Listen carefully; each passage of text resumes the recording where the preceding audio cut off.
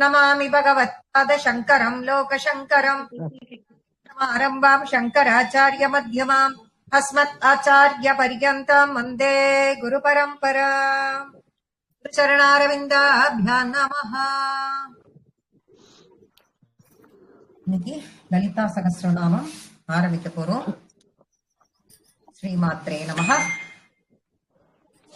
இந்த லலிதா சகஸ்ரநாமத்தை எங்க சொன்னா, யார் சொன்னா, யார்கிட்ட சொன்னா அப்படி முன்னாடி சின்னதா ஒரு இன்ட்ரோடக்ஷன், அதை பார்த்துட்டு அதுக்கப்புறம் நம்ம தியான ஸ்லோகம் அதுக்கெல்லாம் போலாம். அப்படின்னா என்னன்னு தெரிஞ்சுக்கணும், யார் சொன்னான்னு தெரிஞ்சுக்கணும், யார்கிட்ட சொன்னான்னு தெரிஞ்சுக்கணும். எல்லாரும் அப்பதான் எந்த வாய்ஸ் பிரேக் இருக்காது, வேற நாய்ஸ் எதுவும் இல்லாம இருக்கும். ஜெயலட்சுமி, நீங்க மியூட்டுக்கு போயிடுங்கம்மா ப்ளீஸ். Jayalakshmi, okay madam. அலாவோட டாட்டர் மியூட்டுக்கு போகணும். அலா மியூட்டுக்கு போயிடுங்க. ஓகே ரதி. இப்ப இத உபதேசம் செய்தவர் யார், உபதேசத்தை பெற்றுக் கொண்டவர் யார், எங்க, அப்புறம் அத சமர்ப்பணம் பண்ணலாம். இத முதல்ல நம்ம தெரிஞ்சுக்கணும். உபதேசம் செய்தவர் அப்படின்னு பார்த்தா ஹயக்ரீவர், உபதேசத்தை பெற்றுக் கொண்டவர் அப்படின்னு பார்த்தா அகஸ்தியர். ரெண்டு பேருமே சாதாரண ஆளா இல்லையே, ரெண்டு பேருமே ரொம்ப ரொம்ப மிகப்பெரிய ஆள். ஹயக்ரீவர் யாரு? மகாவிஷ்ணுவனுடைய அவதாரம், அவருடைய ஒரு அவதாரம். அப்போ அகஸ்தியர் யாரு? ஆதி சிஷ்யன். அவர் ஆதிகுரு, இவர் ஆதி சிஷ்யன். ரெண்டுமே அகஸ்தியரை பத்தி ஆல்மோஸ்ட் எல்லாருக்கும் தெரிஞ்ச ஒரு கதை. தென் திசை வடதிசை ரெண்டையும் சமன்படுத்திய குருமுனி அப்படின்னு சொல்லி எல்லாருக்குமே, கும்பத்தில் இருந்து வந்தவர் குருமுனி அப்படின்னு சொல்லிட்டு எல்லாருக்கும் சொன்னார். அகஸ்தியர் சொன்னார், அகஸ்தியர் இதை கேட்டுட்டார். அப்புறம் ஹயக்ரீவரே இந்த அற்புதமான சரித்திரத்தை இவருக்கு உபதேசம் பண்ணார். எங்க அப்படின்னு பார்த்தா, பாராயணத்தை முடிச்சு சமர்ப்பணம் பண்ணதுதான் திரும்பியச்சோர். பாராயணத்தை முடிச்சு சமர்ப்பணம் பண்ண இடம் திரும்பியச்சோர். ஆனா எங்க பண்ணினார் அப்படிங்கிறது நாம தெரிஞ்சுக்கணும். தெரிஞ்சுக்கிறதுக்கு முன்னாடி இந்த ஆதிகுரு அப்படிங்கிறவரை பத்தியும் ஆதி சிஷ்யன் அப்படிங்கிறவரை பத்தியும் ஒரு சின்ன அவுட்லைன். இந்த ஹயக்ரீவரை நமக்கு நல்லாவே தெரியும். குழந்தைகளுக்கெல்லாம் கூட ஸ்கூலுக்கு படிக்கிறதுக்கு, எக்ஸாம் எழுதுறதுக்கு, இதுக்கெல்லாம் இது பண்ணணும்னா ஹயக்ரீவரை போய் பார்த்துட்டு அங்க போய் வேண்டிண்டு எல்லாம் பண்ணிட்டு வருவோம். ஞானானந்தமயம் தேவம் நிர்மல ஸ்படிகாக்கிருதின்னு ஒரு ஸ்லோகத்தை சொல்லி கொடுப்போம். குழந்தைகளை எல்லாம் சொல்ல வைப்போம். அவரு ஞானத்தின் கடவுள், சரஸ்வதி ஸ்வரூபம் அப்படின்லாம் நமக்கு தெரியும். கல்விக்கு அதிபதி அப்படின்னு தெரிஞ்ச விஷயம்தான். அதே சைவர்களுக்கு ஆதிகுரு தட்சிணாமூர்த்தி. இப்படி இதென்ன பிரிவினை அப்படின்னா நமக்கு அதெல்லாம் கிடையாது. நமக்கு ஆதிகுரு அப்படிங்கிறவர், அவ்வளவுதான். தட்சிணாமூர்த்தியும் ஆதிகுரு, ஹயக்ரீவரும் ஆதிகுரு. இந்த ஹயக்ரீவ ஸ்வரூபம் எப்படி வந்தது அப்படின்னு பார்த்தோம்னா, பாகவதத்துல, இதையே பாகவதம் ஒரு மாதிரி சொல்றது, அதையே தேவி பாகவதம் ஒரு மாதிரி சொல்றது. பாகவதத்துல பிரம்மா அவதாரங்களை எல்லாம் வர்ணிச்சுட்டு வர்றார், சொல்லிட்டு வர்றார். ஒன்னா அவதாரங்களை சொல்லிட்டு வர்றப்ப, நான் ஒரு யஜ்ஞம் பண்ணிட்டு இருந்தேன், அதுல இருந்து இந்த ஹயக்ரீவர், இந்த ஹயத்தோட, ஹயம்னாக்க இந்த குதிரை மூஞ்சி, அந்த முகத்தோட பகவான் எழுந்துண்டு வந்து யஜ்ஞ புருஷனாக காட்சியளித்தார். அவரோட உடம்பெல்லாம் அப்ப எப்படி இருந்தது பாக்குறதுக்குன்னா ஸ்வர்ணமயமா இருந்தது. அவரேதான் சந்த, வேதங்களுக்கெல்லாம் ஆத்மா, அகில தேவதைகளோட ஆத்மாவாவே அவர் இருக்கார். அவருடைய அந்த மூச்சு சத்தம், அவர் மூச்சு விடும் பொழுது கேட்கக்கூடிய அந்த சத்தம், அடடா என்ன இனிமையா இருந்தது தெரியுமா அப்படின்னு சொல்றது யாரு? நாரதர். அவரு சொல்லிட்டு இதைய பிரம்மா நாரதர் சொல்ல, இத பிரம்மா எல்லாருக்கும் நமக்கு சொல்றார். சொல்லி இந்த சத்தம் கேட்கறதுக்கு ரொம்ப இனிமையா இருக்கே, அது வேத வசனமா இருக்கே அப்படின்னு சொல்லிட்டு சொல்றார். இதையே தேவி பாகவதத்துல ஒரு ருச்சியான கதையாக சொல்லப்படுகிறது.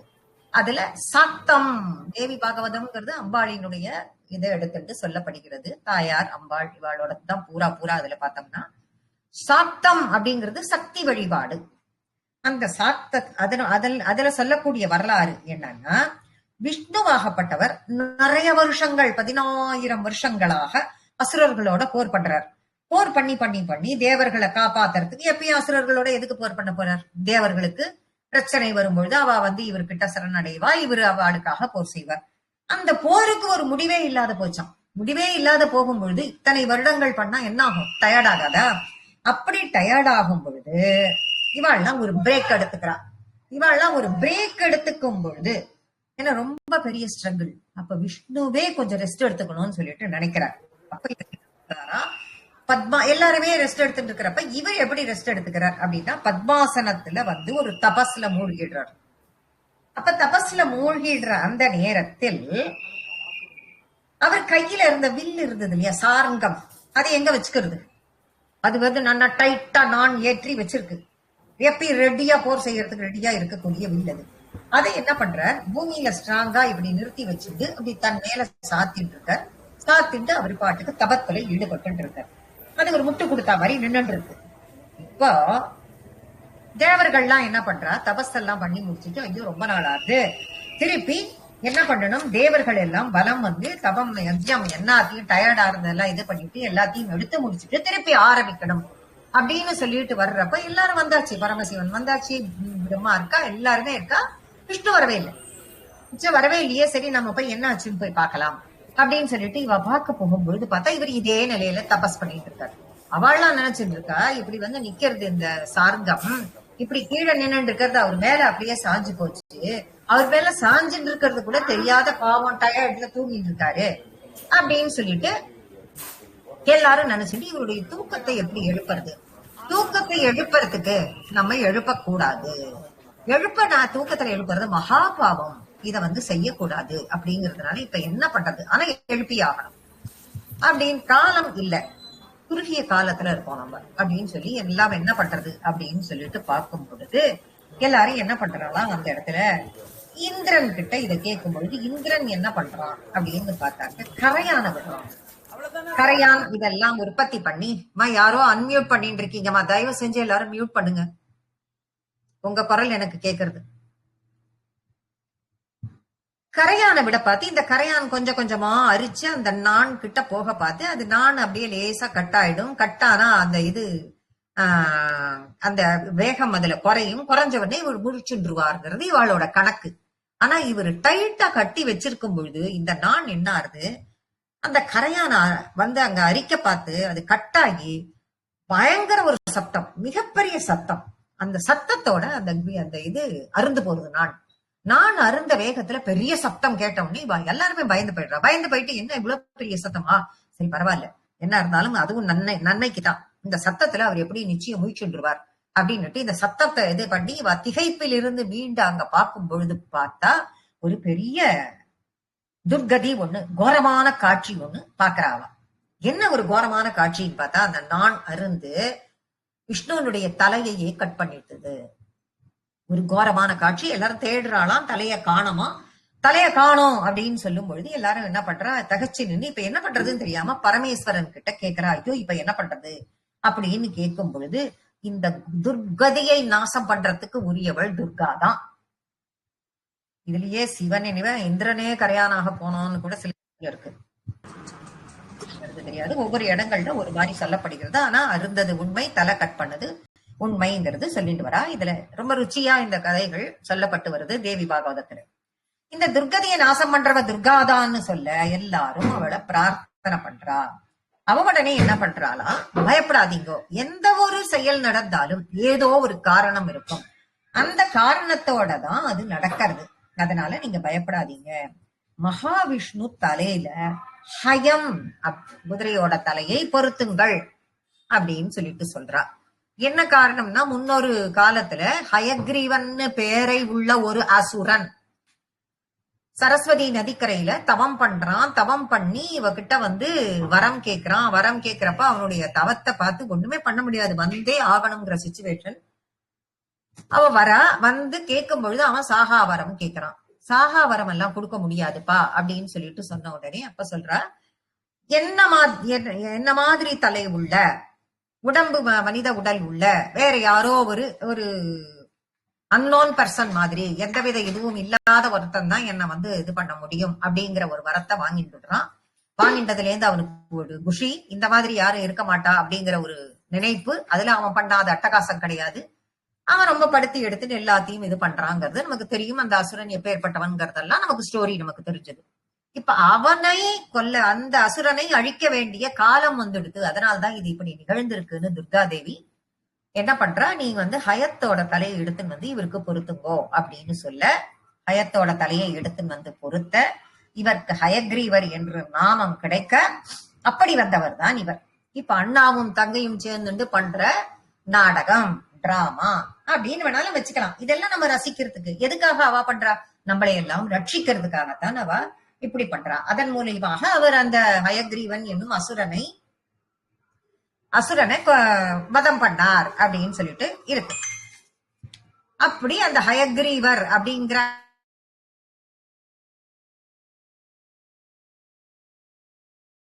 இப்படி ஹயக்ரீவரோட அவதாரம் அப்படின்னு சொல்லிட்டு சொல்லப்பட்டது. இப்ப இந்த ஆதி சிஷ்யர் ஒரு கும்பத்திலிருந்து உதித்தவர் குள்ளமுனி, இவருடைய அப்படின்னு பார்த்தா லோபமுத்ரா. லோபமுத்ரா இவர் பெரிய தபஸ்வி. இவ அதை விட மிகப்பெரிய தவம் செய்யக்கூடியவர். விந்தியமலை சாரல்ல இவர் பூமியை சரி பண்ணார் அந்த சிவனுடைய கல்யாணத்துக்காக அப்படின்லாம் தெரியும். தமிழை கொடுத்து அனுப்பினார் அப்படின்னு தெரியும். தெற்க பல இடத்துல இவர் என்ன பண்றார், தெற்க பல இடத்துக்கு வரார். தெற்கு பக்கத்துக்கு அப்படி வர்றப்போ தென் திசைக்கு வந்தவர் பல இடத்துக்கு வரார். தீர்த்தாடனம் எல்லாம் பண்றார், தீர்த்த யாத்திரை போறார், எல்லா இடத்துக்கும் போயிட்டு இப்படியே வரார். எல்லா மக்கள் எல்லாம் பார்த்துட்டே வரார். மக்கள் இருக்கிற நிலையெல்லாம் பார்த்தா இவருக்கு ரொம்ப கவலையா இருக்கு. இப்படியே வந்தவர் காஞ்சிபுரத்துக்கு வரார். காஞ்சிபுரத்துக்கு வரதராஜ பெருமாள் கோவிலுக்கு வரார். வந்துட்டு அங்க போய் காஞ்சிபுரத்துல அவர்கிட்ட முறையிடுறார். லோகத்துல எல்லாரும் இப்படி அஞ்ஞானத்துல இருக்காளே அப்படின்னு முறையிட, இவாளுக்கெல்லாம் என்ன வழி, இவாளெல்லாம் எப்படி கடத்தேத்துறது அப்படின்னு சொல்லிட்டு கேட்கிறார். அப்போ ஆஹா, எப்பேற்பட்டவன் இவன், லோகத்திற்காக லோகக்ஷேமத்திற்காக இந்த மாதிரி இது பண்றானே, இவனுக்கு ஒரு வழி காட்டணும் நம்ம அப்படின்னு சொல்லிட்டு இப்ப மகாவிஷ்ணு சங்கு சக்கரதாரியாக பீதாம்பரதாரியாக அகஸ்திய முனிவருக்கு தரிசனம் கொடுக்கிறாருங்க. அதை பார்த்து மகிழ்ந்து போய் என்ன சொல்றாரு அவர்கிட்ட, உன்னுடைய எண்ணம் எல்லாம் சரிப்பா, நான் ரொம்ப சந்தோஷப்பட்டேன் அப்படின்னு சொல்லிட்டு அவருக்கு ஒரு வரமும் கொடுக்கிறார். ஈஸியா மக்கள்கிட்ட இருக்கிற இந்த அஞ்ஞானம் போகணும்னா, எல்லாருக்குமே ஈஸியா இருக்கணும் அப்படின்னா அம்பாள் உபாசனைய பண்ணு. அவளை தவிர வேற யாரும் கிடையாது. அவளை கெட்டியா புடிச்சுக்கோ. அவதான் அம்மா மாதிரி. அவ யாருக்கும், யார் எப்படி இருந்தாலும் சரி, அவ நல்லது செஞ்சாலும் கெட்டது செஞ்சாலும், தீய எண்ணத்தோட இருந்தாலும் கெட்ட எண்ணத்தோட நல்ல எண்ணத்தோட இருந்தாலும் அவ காலை புடிச்சுட்டா போறோம், கருணையோட அருள் பண்ணுவா. அத அவளுக்கு சொல்லிக் கொடு. அதன் மூலியமா அவ கடை தேரலாம்னு சொல்ல அவர் வரம் கொடுக்க, என் ஸ்வரூபமா ஹயக்ரீவர்னு ஒரு என்னுடைய ஸ்வரூபம், என்னுடைய அவதாரம், என்னுடைய அம்சமாக ஹயக்ரீவன் இருக்கான், அவனை போய் கேள் அப்படின்னு கை காண்பித்து விட்டு அவர் மறைகிறார். அப்படித்தான் இவா இரண்டு பேருக்குள்ளேயும் சம்பாஷணை வந்தது. அப்படின்னா என்ன அர்த்தம் அப்படின்னு பார்க்கும் பொழுது, இரண்டு பேருக்குள்ளும் உரையாடல், பேச்சுவார்த்தை அப்படின்னு சொல்லலாம். இரண்டு பேருக்குள்ள இருக்கிற ஒரு உரையாடல். இந்த மாதிரி ரெண்டு பேருக்குள்ள இருக்கிற இந்த உரையாடல் லலிதா வேதவ்ய. இப்ப இந்த லலிதா சகஸ்ரநாமம் அப்படிங்கறதினுடைய முக்கியத்துவம் என்ன? இப்ப வேதவியாசர் உபனிஷதங்களை எல்லாம் எழுதினார். அதனுடைய சாரம் அப்படின்னா பகவத்கீதை. பகவத்கீதை எங்க இருக்கு அப்படின்னா மகாபாரதத்தினுடைய நடுநாயகம். அதே மாதிரி மந்திர சாஸ்திரத்தின் சாரமான லலிதா சகஸ்ரநாமம் எங்க இருக்கு அப்படின்னா பிரம்மாண்ட புராணத்தின் மத்திய பாகம். அப்படின்னு ரெண்டுத்துக்கும், எப்படி பகவத்கீதை எல்லாருக்குமே தெரியும், மகாபாரதத்தினுடைய நடுவுல அர்ஜுனனுக்கு உபதேசம் பண்ணார் கிருஷ்ணர் அப்படிங்கிறது எல்லாருக்கும் தெரிஞ்ச ஒண்ணு. அப்ப இதுவும் அதே மாதிரி அதுக்கு ஈக்குவல் அப்படின்னு சொல்லும்போது இது எங்க இருக்கு அப்படின்னா பிரம்மாண்ட புராணத்தின் நடுவில் இந்த லலிதா சகஸ்ரநாமம் இருக்கு.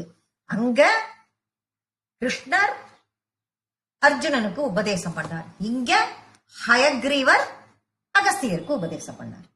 அங்க உபதேசம் பண்ணது பகவத்கீதை, இங்க உபதேசம் பண்றது லலிதா சகஸ்ரநாமம். சோ ரெண்டுத்துக்கும் உங்களுக்கு புரியறதுக்காக இத நான் சொன்னேன். இது எங்க இருக்கு அப்படின்னு பார்த்தா பிரம்மாண்ட புராணத்துல. இப்ப வியாசர் 18 இதை எழுதினார், புராணங்கள்லாம் எழுதிட்டு வந்தார். அதுல கடைசி இந்த பிரம்மாண்ட புராணம். பிரம்மாண்ட புராணத்துல லலிதோபாக்கியானம்னு இருக்கு. லலித உபாக்கியானத்தில் அதுல ஸ்தோத்திர கண்டம்னு இருக்கு, கடைசி காண்டம். அந்த கண்டத்துல பொக்கிஷத்துல வைக்கிற செல்வம் போல இந்த லலிதா சகஸ்ரநாமம் கொடுக்கப்பட்டிருக்கு. இதுக்கு பாஷ்யம் எழுதினவா நிறைய பேர் இருக்கா. எழுதினவாழ்லயே ரொம்ப தலை சிறந்தவர்னு, பாஷ்யம்னா அர்த்தம், எழுதினவாழ்ல தலை சிறந்தவர்னு சொல்றது யார் அப்படின்னா பாஸ்கர ராயர். ராமகிருஷ்ண சந்திரிகை அப்படிங்கிற பேர்ல எல்லாம் இவர் எழுதியிருக்காரு. யார் இந்த பாஸ்கர ராயர்? இவருடைய காலம் 1690 இருந்து 1785 வரைக்கும் இவருடைய காலம். இவர் பிறந்தது என்னமோ மகாராஷ்டிரால. ஆனா இவர் தஞ்சாவூருக்கு தஞ்சாவூர் ராஜாவினுடைய மரியாதையை எல்லாம், நல்ல மதிப்பை எல்லாம் அவர்கிட்ட பெற்றுண்டு காவிரிக்கரையில அங்க ஒரு குரு கிட்ட சிஷ்யனாரார். அவருடைய குரு கங்காதர வாஜ்பேயி. அங்க திருவாலங்காட்டுக்கு பக்கத்துல 95 வயசு இருந்தார் இந்த பாஸ்கர ராயர். இன்னைக்கும் அவர் வசித்த இடம் பாஸ்கர ராஜபுரம் அப்படின்னு ஒரு பேரோட அங்க இருக்கு. இப்ப இந்த பிரம்ம வித்தையும் ஸ்ரீவித்யையும் ஒண்ணு. பிரம்ம வித்யை வேதாந்தம் கூறும் உண்மைகளை எல்லாம் ரொம்ப ஈஸியா வழிகாட்டுறது இந்த ஸ்ரீவித்யை. மந்திரம், யந்திரம், தந்திரம் இதெல்லாம் ஸ்ரீவித்யில அடக்கம். அது எப்படி நமக்கு தெரியுது அப்படின்னா இதே லலிதா சகஸ்ரநாமம் அத நமக்கு சொல்றது. சர்வமந்திர ஸ்வரூபிணி, சர்வ யந்திராத்மிகா, சர்வதந்திர ரூபா அப்படின்னு சொல்றது. சோ சர்வமந்திர ஸ்வரூபிணி அப்படின்னா மந்திரம் என்ன அப்படின்னா பஞ்சதசாட்சரி, யந்திரம் என்ன அப்படின்னா ஸ்ரீசக்கர, தந்திரம் என்ன அப்படின்னா ஐக்கிய அனுசந்தானம், ஐக்கியமாதல் அனுசந்தானம். அப்போ யந்திரமும் தந்திரமும் ஐக்கியமாவதற்கு பக்கத்தூண்கள். இதையேதான் ராமகிருஷ்ண பரமஹம்சர் ரொம்ப ஈஸியா சொல்லிட்டாரு. தன்னுடைய சரீரத்தையே யந்திரமா வச்சுட்டு பராசக்தி கிட்ட, அவர் எப்பயும் பராசக்தி கிட்ட பேசுவார் இல்லையா, அப்போ அமீ யந்திர துமி யந்திர, நான் யந்திரம் நீ யந்திரினாராம் அவகிட்ட. இதுல எல்லா மார்க்கம், எல்லா சமரசம் பேசக்கூடிய ஒரு சகஸ்ரநாமம் இது. இவாதான் சொல்லணும், அவா சொல்லக்கூடாது, இந்த சாக்தத்துக்கு உண்டு, வைஷ்ணவத்துக்கு கிடையாது, அப்படின்லாம் இதுல எதுவுமே கிடையாது. இது எல்லாரும், எல்லா உபாசனா மார்க்கங்களும், சௌரம், வைஷ்ணவம், சைவம், காணபத்தியம் எல்லாருமே இதை சொல்லலாம். அந்தஹ சாக்தோ பகிஹி சைவோ விவகாரேஷு வைஷ்ணவகான்னு சொல்லப்படுகிறது. அப்படின்னா உள்ள சாக்தன், வெளியில சைவன், விவகாரத்தில் வைஷ்ணவன் என்று ஒரேபடி எல்லா சாதகனுக்கும் முரண்பாடே இல்லாமல் எல்லாருக்கும் நல்ல வழியை, ஒரே மார்க்கத்தை காட்டக்கூடியது. சரி, இதுக்கு ஏதாவது 2 சொல்லலாமா அப்படின்னு சொல்லி பார்த்தா, அதே பகவான் கிருஷ்ணரையே எடுத்துட்டோம்னா, பாரத போருக்கு முன்னாடி கிருஷ்ண பகவான் துர்காதேவியை போய் பிரார்த்தனை பண்ணு அப்படின்னு அர்ஜுனனுக்கு சொல்லி அனுப்புறார். இதே அர்ஜுனன் கிருஷ்ணனுடைய நண்பன், சிவபக்தன், தேவி உபாசகன். அப்ப சமய சமரசம் இந்த இடத்துல காட்டப்படுகிறது, சுட்டி காட்டப்படுகிறது. இதே சிவன் கிட்ட போய் தானே பசுபதாஸ்திரத்தையும் அவன் வாங்கிட்டு வந்தான். அதையுமே கிருஷ்ணர் தானே சொல்லி அனுப்புறார். சோ அப்போ எல்லாமுமே ஒன்றுதான் அப்படின்னு காட்டப்படுகிறது. இத ஆதிசங்கரரும் அவருடைய சாதனா மார்க்கத்துல காமிக்கிறார். நவயுக இப்பத்திய நமக்கு எல்லாருக்கும் தெரிஞ்ச ராமகிருஷ்ண பரமஹம்சரும் இத சொல்றார். இப்ப லலிதா சகஸ்ரநாமத்தை நம்ம எடுத்துட்டோம்னா, அவ எல்லா சமரசத்துக்கும் உள்ளவள் அப்படின்னு சொல்ற மாதிரி எல்லா ஸ்வரூபமும் அவளே. பிரம்மா, விஷ்ணு, சிவன் எல்லாமும் அவளே. ஜெகஜனனி அவள். அவளால் உண்டாக்கப்பட்டவர்கள் தான் இந்த பிரம்மா, விஷ்ணு, சிவன் எல்லாமுமே. எல்லாத்தின் உருவமாக அவள் இருக்கிறாள். அதுவும் லலிதா சகஸ்ரநாமத்திலேயே வருது. சிருஷ்டிகர்த்ரி பிரம்ம ரூபா, கோவிந்த ரூபிணி, சம்ஹாரிணி ருத்ர ரூபா. சிருஷ்டிகர்த்ரி பிரம்ம ரூபா, சிருஷ்டி பண்ணும் பொழுது பிரம்மாவின் ரூபத்தில், கோத்ரி கோவிந்த ரூபிணி, எல்லாரையும் கோவிந்தனின் ரூபத்தில், சம்ஹாரிணி ருத்ர ரூபா, சம்ஹாரம் பண்ணும் பொழுது ருத்ரனின் ரூபத்தில், அப்படின்னு 3 ரூபத்திலையும் அவள் இருப்பதாக இதுலயும் கழுதல பின்னாடி வருது. நம்ம கொஞ்சம் விரிவா அதை பத்தி மீனிங்கும் நம்ம பார்க்கலாம். பட் இப்ப நான் நடுவுல ஒண்ணு சொல்லிட்டே வரேன். கீதைக்கும் லலிதா சகஸ்ரநாமத்திற்கும் சகஸ்ரநாமத்தில் பார்த்துட்டோம். கீதைக்கும் லலிதா சகஸ்ரநாமத்திற்கும் ஒற்றுமை இருக்கு அப்படிங்கறத நம்ம பார்த்துட்டு வந்த மாதிரி கிருஷ்ணனுக்கும் லலிதா தேவிக்குமே ஒற்றுமை இருக்கு அப்படிங்கிறார். கிருஷ்ணர் எப்படி, அது எப்படி அவா ரெண்டு பேருக்கும் ஒற்றுமை அப்படின்னு பார்த்தோம்னா, கிருஷ்ணர் சாந்தமா இருக்கிறப்ப பாருங்க எப்படி இருப்பார், ஜம்முன்னு ஜாலியா புல்லாங்குழல் ஊடிண்டு அதை வாசிச்சுண்டு ஆடு மாடுகளை மேய்ச்சுண்டு கோபிகைகளோட கூட விளையாடிண்டு ரொம்ப சுந்தரமூர்த்தியாக அடடா அந்த கிருஷ்ணனை பார்த்துட்டே இருக்கலாம் போல இருக்கேன்னு ரசிக்கக்கூடிய அளவில் இருக்கக்கூடிய அதே கிருஷ்ணன் சம்ஹாரம் பண்ணும்போது, எல்லாரோடையும் போர் பண்ணும்போது, எல்லாரோடையும் வதம் பண்ணும் பொழுதும் விளையாட்டுத்தனமாக இருக்கக்கூடிய கிருஷ்ணன் பாரத போர் வரும் பொழுது அர்ஜுனனுக்கு விஸ்வரூபம் காட்டி கோர ரூபம் எடுக்கும் பொழுது பயங்கர ரூபத்திலும் காட்சி கொடுத்தான். அதே மாதிரிதான் லலிதா தேவி சுமங்கலி சுககரி சுவேஷாட்டியா சுவாசினி, ரொம்ப அழகாகவும் ரொம்ப அன்பாகவும் ரொம்ப அருளோடையும் அவகால புடியோடையும் இருக்கக்கூடியவள். சண்டமுண்டாசுர நிஷூதினி, சண்டமுண்டர்களை வதம் பண்ணா. தக்ஷயஜ்யத்துல போய் கோபம் வந்த உடனே என்ன பண்ணா, தக்ஷயஜ்ய விநாசினி மகிஷாசுர மர்தினி சொல்லலாம் இல்லையா, எவ்வளவு வேணாலும். அப்ப இரண்டு பேருமே எப்படி இரண்டுமே பகவத்கீதைக்கும் லலிதா சகஸ்ரநாமத்திற்கும் ஒற்றுமை இருக்குன்னு சொன்னமோ அதே மாதிரி கிருஷ்ணருக்கும் லலிதைக்கும் ஒற்றுமை இருக்கு அப்படிங்கறதும் நமக்கு தெரிகிறது. அப்படி இருக்கக்கூடியவள், கருணையோட இருக்கக்கூடியவள், நானும் தானே அவ காலை பிடிச்சுக்கிறேன், ஏன் எனக்கு நான் கேட்கறதை எனக்கு கொடுக்கல, நம்ம மனசுல கொஸ்டின் வரும். அந்த கொஸ்டினுக்கு என்ன ஆன்சர் அப்படின்னு பார்த்தா, அவளுடைய கோபம் தீயவர்களுக்கு வேணா கொடியதா இருக்கலாம், ஆனா அதை யோசிச்சு பார்க்கணும். அவ எந்த நேரத்துல யாருக்கு என்ன செய்யணுங்கிறது அவளுக்கு தெரியாதா? ஒரு அம்மா இருக்கா, குழந்தை ஒரு தப்பு பண்றது, நம்ம தப்பு பண்றோம், நம்ம அம்மா என்ன பண்ணுவோம், உடனே பட்டு ஒரு அடி போட்டு இதை பண்ணக்கூடாது, எடுத்து வை நகர்ந்து போன சொல்றாளா இல்லையா? எதுக்கு? அம்மா திட்டுறா அப்படின்னா அதை செய்யக்கூடாது, அப்படின்னா அது செய்யக்கூடாத காரியம் அப்படின்னு அந்த குழந்தை புரிந்து கொள்வதற்காக.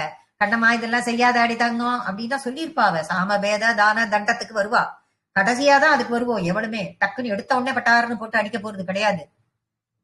அப்ப சொல்லும் பொழுது அது புரிந்து கொள்ளாத நிலையில் அதை திருத்தி நல்ல நிலையில் கொண்டு வருவதற்காக. அப்போ உனக்கு ஒரு கஷ்டம் வருகிறது என்றால் அந்த கஷ்டத்தை தாங்கும் மனோபாவத்தையும் அவளே கொடுப்பாள். இதுவும் கடந்து போம் அப்படின்னு அதை கிராஸ் பண்றதுக்கு எப்படி நீ கிராஸ் பண்ணணுங்கிற வழியையும் அவ சொல்லி கொடுப்பா. எப்படி உன் பக்கத்துல உட்காந்து நோட்டு புக் எல்லாம் வச்சுட்டு எழுதி கொடுத்து இந்த அதை படிச்சு மனப்பாடம் பண்ணிட்டு இது மாதிரி பண்ணுன்னு சொல்ல மாட்டா.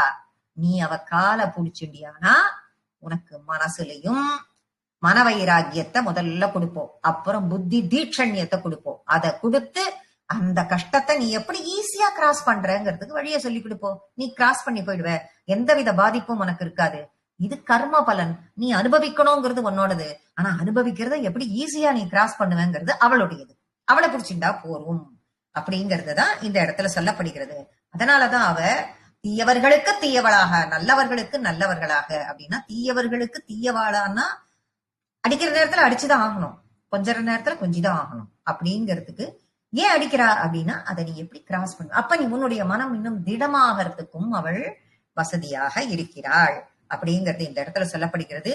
இப்படி சொல்லி இதெல்லாம் ராமகிருஷ்ண பரமஹம்சரனுடைய வரலாறு எடுத்து பார்த்தோம்னா அவர் எப்படி பகவதியோட பேசினார் கொண்டார் எல்லாத்தையும் எடுத்து பார்த்தா நமக்கு நிறைய அதுல உதாரணங்கள் இருக்கவே இருக்கும். சரி, இப்ப நம்ம என்ன பண்ணினோம், யார் யார்கிட்ட சொல்றா என்னங்கிறதெல்லாம் நம்ம பார்த்தாச்சு. சரி, யாரு அவ, என்ன எதுக்காக உபாசனை பண்ணா எல்லாம்.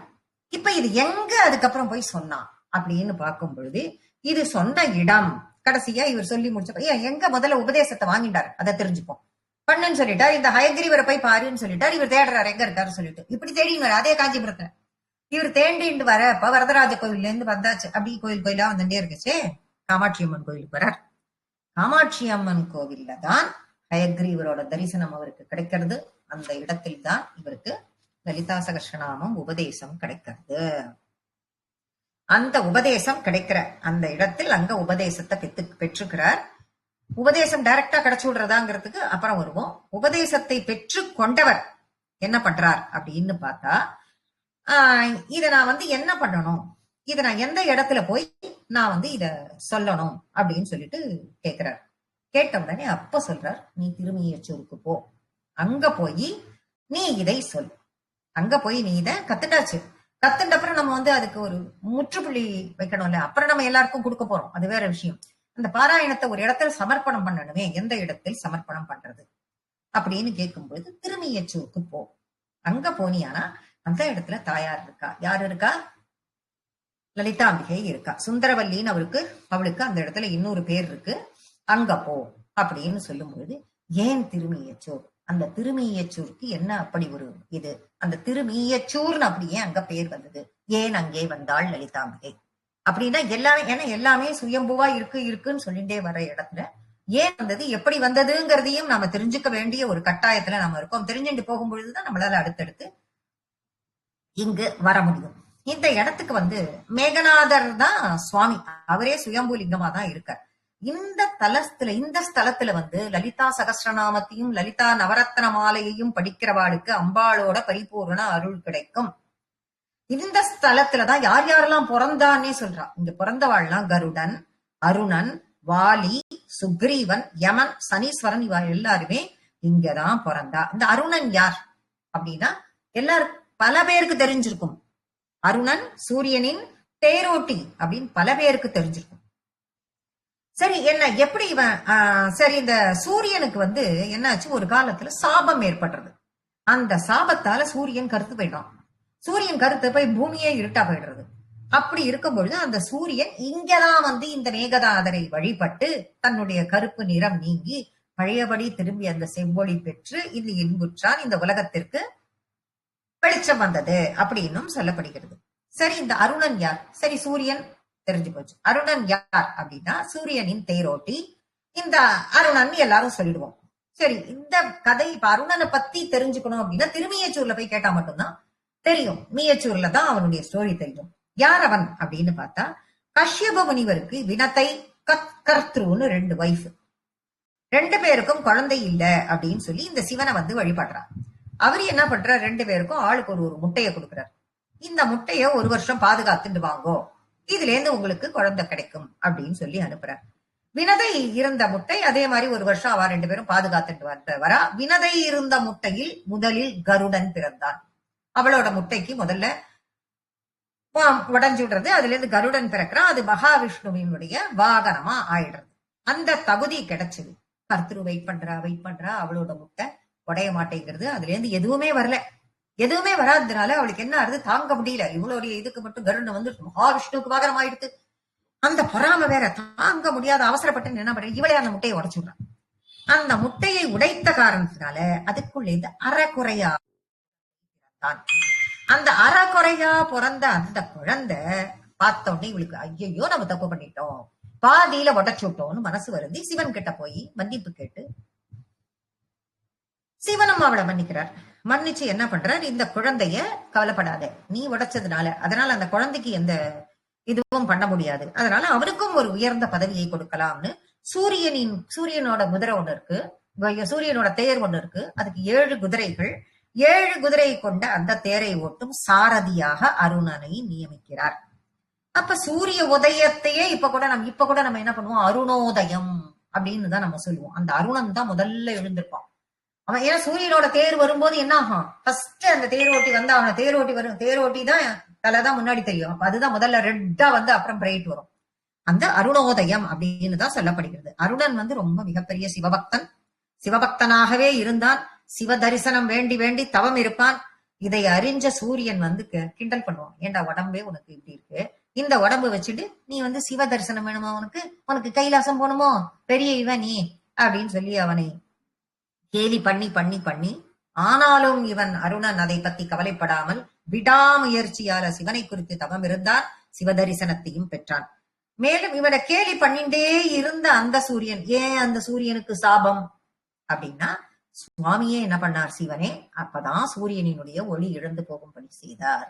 அப்புறம் தான் செய்த தவறை உணர்ந்தவன் பரமேஸ்வரனையும் பார்வதியையும் யானையின் மேல் உட்கார வைத்து அப்படியே தூக்கிட்டு போனான், வழிபாடு செய்தான். அப்ப திரும்ப மீண்டும் ஒளி கிடைச்சது அவனுக்கு. அதனால்தான் இன்னைக்கும் அங்க போனீங்கன்னா சிவன் இருக்கக்கூடிய கருவறை அப்படியே பிருஷ்டபாகம், யானையினுடைய பிருஷ்டபாகமாகவே காட்சியளிக்கும். அந்த விமானத்தின் மேலேயும் ஒரு 3 கலசம் இருக்கும். சூரிய பகவான் தன்னுடைய கருப்பு நிறத்திலிருந்து மீண்டு வந்தார் இல்லையா, அதனாலதான் இந்த ஊருக்கு மீயச்சூர், மீண்டு வந்ததால் மீயச்சூர் அப்படின்னு பேர் வந்தது. சரி, ஓகே. இப்ப சூரியன் அருணன் கதை தெரிஞ்சுட்டாச்சு. திருப்பி நம்ம அம்பாள்கிட்ட வருவோம். இங்க வந்து லலிதாம்பிகை, இவ சௌந்தர நாயகி அப்படின்னு பேரு. ஸ்ரீசக்கர பீடத்துல இவ உட்கார்ந்துட்டு இருப்பா. ஸ்ரீசக்கர பீடத்துல ராஜசிம்மாசனம். ராஜசிம்மாசனத்துல எப்படி இருக்கான்னா அபய வரத ஹஸ்தத்தோட வலது கால மடிச்சு வச்சுட்டு இடது கால தொங்க விட்டுட்டு உட்காந்து இருப்பா. இந்த மாதிரி காட்சி நிறைய இடங்கள்ல இருக்காது, சில இடத்தில் மட்டும்தான் இருக்கும். அப்படி இருக்கிற இவளுக்கு அதிக சக்தி உண்டு. இந்த சன்னிதானத்துல இறைவனுடைய திருநாமம் சகல புவனேஸ்வரர் மேகலாம்பாளோட அங்க காட்சி தரார் அப்படின்னு இருக்கும். இங்க துர்கை பாத்தீங்கன்னா ரொம்ப ரொம்ப விசேஷமானது. அங்க துர்கை, அந்த துர்கை வந்து கிளியோட இருக்கிற துர்கை. ஏன்னா மதுரை மீனாட்சிக்கு இல்லையா, ஸ்ரீவெல்லூர் ஆண்டாளுக்கு இல்லையா அப்படின்னு கேட்போம் நம்ம. ஆனா இதெல்லாம் அலங்காரத்திற்காக செய்து வைக்கப்பட்டவைதான்.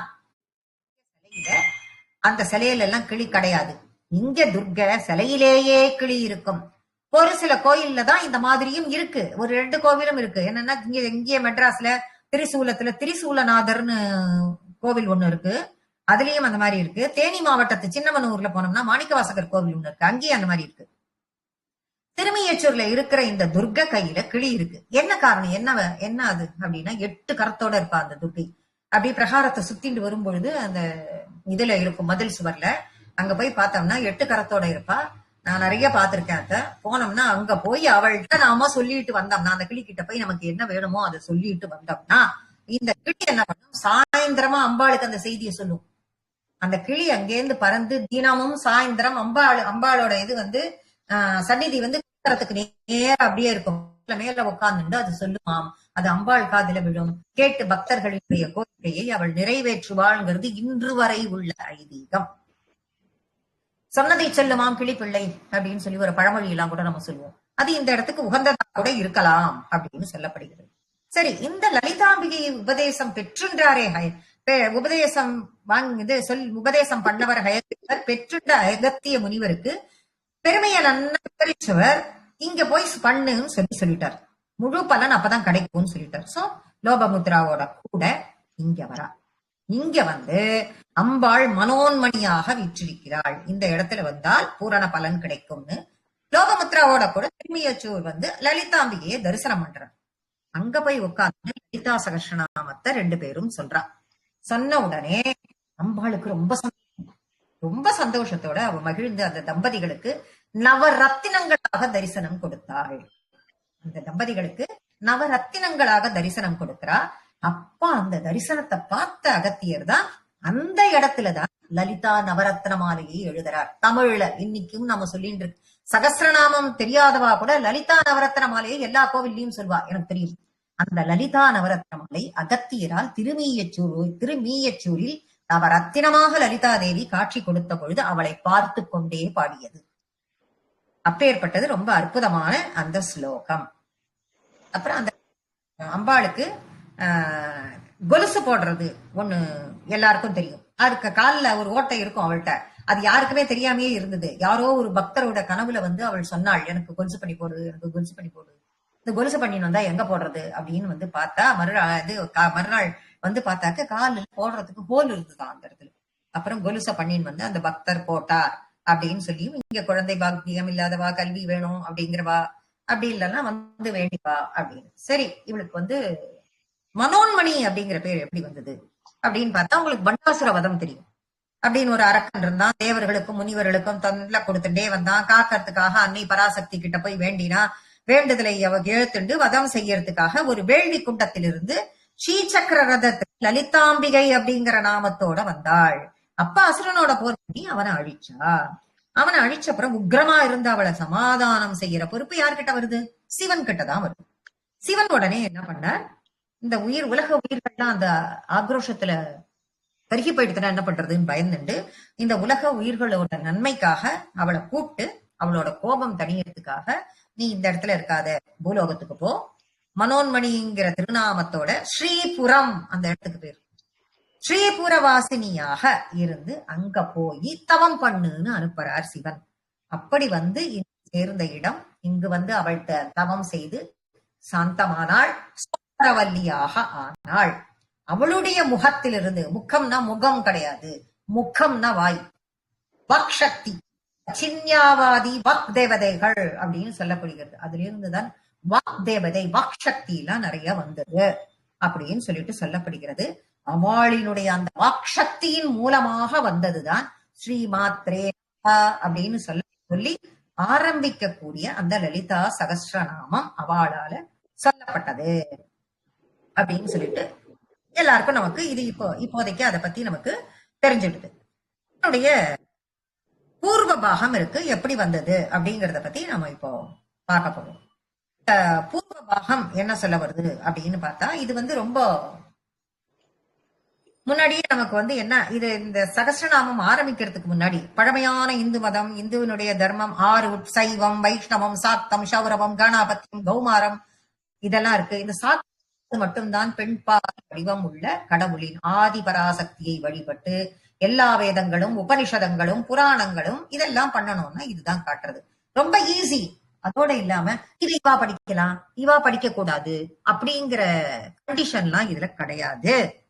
பார்த்தா பார்த்தா ஆண்கள் மட்டும்தான் பார்க்கலாம், சில விரதங்கள்லாம் பார்த்தா பெண்கள் மட்டும்தான் எடுத்துக்கொள்ளலாம் அப்படின்னு சொல்லிட்டுலாம் சில கண்டிஷன்ஸ் எல்லாம் இருக்கு. இவா படிக்கலாம், இவா படிக்க கூடாது அப்படிங்கறதுலாம். ஆனால் லலிதா சகஸ்ரநாமத்தை ஆம்பளை பொம்மநாட்டி யாரு எந்த நிலையில இருந்தாலும் சொல்லலாம் அப்படிங்கிறது சாஸ்திரம்.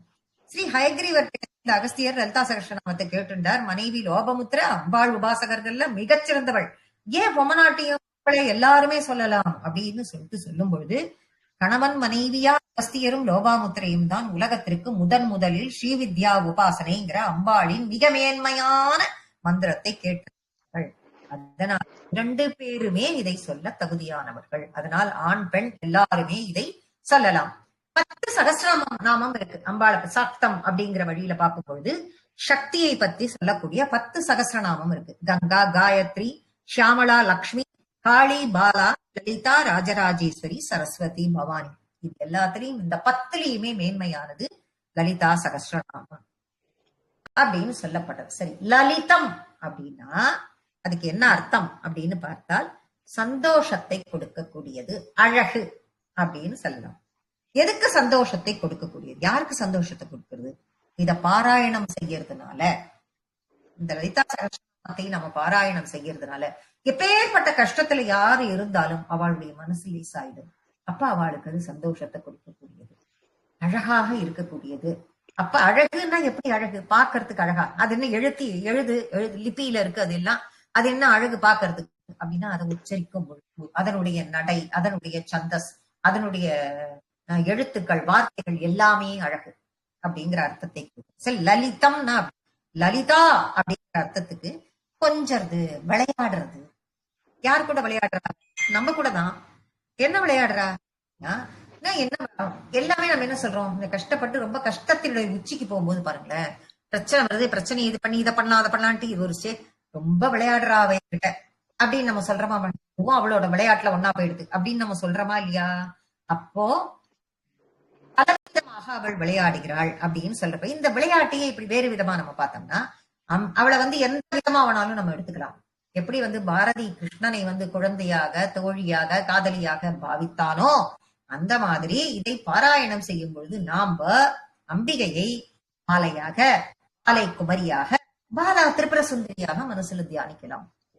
என்ன பிரச்சனை வந்தாலும் சரி, நீ பாலையாக குழந்தை பருவம், ஒரு குழந்தையோட நீ எப்படி கொஞ்சி விளையாடுவியோ அந்த மாதிரி அவளை மனசில் தியானத்தில் நிறுத்தி கொண்டு நீ பண்ணீங்கன்னா ரொம்ப லகுவாயிடும். உனக்கு பிரச்சனை எல்லாம் ஈஸியா உன்னால சால்வ் பண்றதுக்கு சால்வ் ஆயிடும் நம்ம சொல்லுவோம். தானா சால்வ் ஆகாது.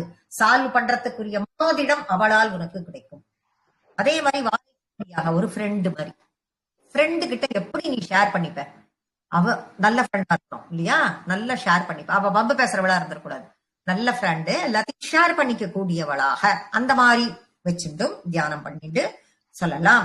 அப்புறம் திரிபுர சுந்தரியாக, அப்ப லலிதா திரிபுர சுந்தரியாக அப்படின்னு வரும்பொழுது தாயாக, ஒரு அம்மா கிட்ட எப்படி இருப்போம்? அம்மாவை போல ஒரு வாஞ்சையான ஒரு சம்பந்தம் கிடைக்குமா? நமக்கு கிடைக்காது.